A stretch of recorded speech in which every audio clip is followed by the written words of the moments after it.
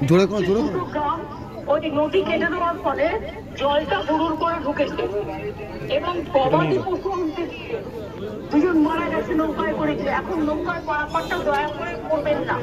গবাদি পশু আটকে গেলে গভর্নমেন্ট আপনাকে গবাদি পশু দিয়ে দেবে, কিন্তু নিজের প্রাণটা বাঁচান। আর আপনারা নিশ্চিন্তে থাকুন, কুটনির চকে মানিক চকে যা যা কাজ করার আমরা প্রত্যেকটা কাজ করব।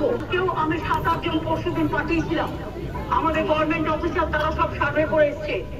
দুই হচ্ছে কালকে সামিরুল গেছিল এবং ঋতব্রত গেছিল, আজকে ববিকে পাঠানো হয়েছে। আর আমি আব্দুর রৌফের সাথে কথা বলেছি, সাবিত্রী মিত্রও আছে ওখানে। সবাই মিলে যতটা পারবো আপনাদের সাহায্য করবো।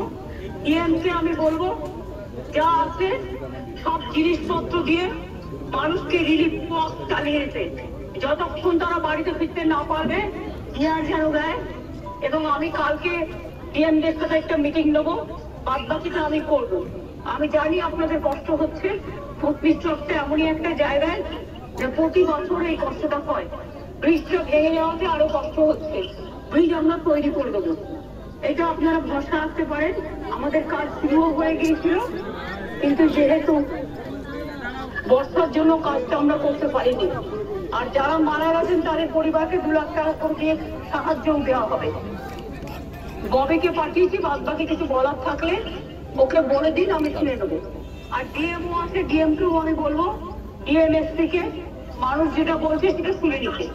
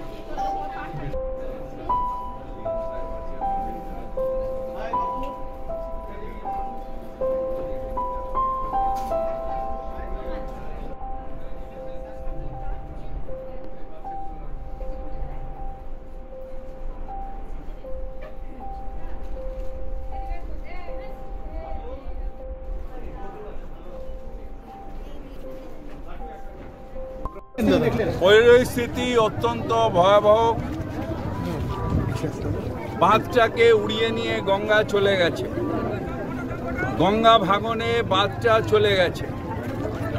আমাদের মুখ্যমন্ত্রী মমতা বন্দ্যোপাধ্যায় বারবার করে বলছেন যে গঙ্গা ভাঙন রোধ করুন, সেন্ট্রাল গভর্নমেন্ট একটা পজিটিভ রোল নিন। কিন্তু আমাদের দুর্ভাগ্য যে সেন্ট্রাল গভর্নমেন্ট বাংলাকে বঞ্চিত করছে, বাংলাকে অবহেলিত করছে।